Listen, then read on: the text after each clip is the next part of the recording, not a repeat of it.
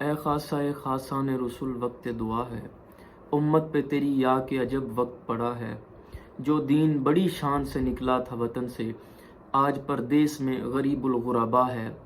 گزشتہ کئی سالوں سے جو غزہ کے حالات ہیں وہ آپ کے سامنے ہیں، لیکن عید سے لے کر گزشتہ رات تک جو غزہ کے اوپر بمباری کی گئی ہے، مسلمانوں کو جس طرح شہید کیا گیا ہے، غزہ آخری سانسیں لے رہا ہے۔ غزہ نہیں بلکہ شاید امت کا ضمیر مر چکا ہے اور وہ آخری سانسیں لے رہا ہے۔ وہاں پہ مسلمانوں کو نہیں دفنایا جا رہا بلکہ امت کے ضمیر کو دفنایا جا رہا ہے۔ امت کا ضمیر مر چکا ہے۔ مسلمان حکمران، مسلمان امت خاموش تماشائی بنی ہے۔ قیامت کے دن اللہ کے حضور کیا جواب دیں گے کہ ایک طرف مسلمانوں کو شہید کیا جا رہا تھا، ان کو ختم کیا جا رہا تھا، امت کو ختم کیا جا رہا تھا، تو بقیہ امت خاموش تماشائی بنی ہوئی تھی۔ وہاں پہ کیا جواب دیں گے؟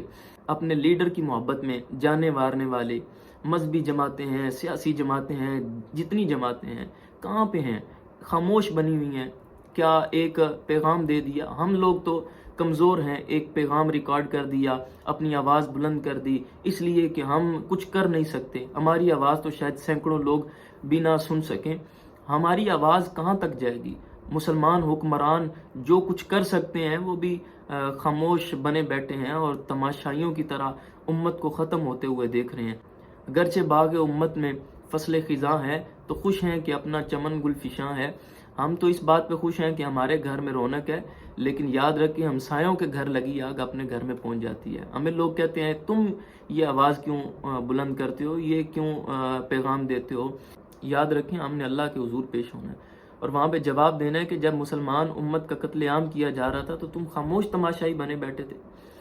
ہماری آواز یہ چڑیا کی چونچ میں آنے والے پانی کے قطرے جتنی بھی نہیں ہے۔